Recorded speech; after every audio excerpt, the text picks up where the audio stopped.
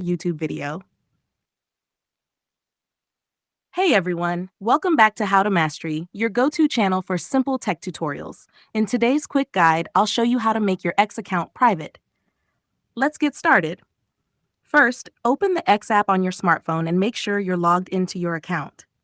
Tap on your profile picture in the top left corner to open the side menu. Scroll down and tap on Settings and Support.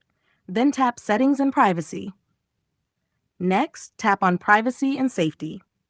Now tap on Audience and Tagging. Here, you'll see the option Protect Your Posts. Toggle the switch to turn it on. A confirmation message will pop up. Tap Protect to confirm. That's it. Your X account is now private.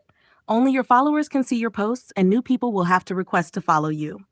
If this tutorial helped you out, make sure to like the video, subscribe to How to Mastery, and hit the bell icon for more helpful tips.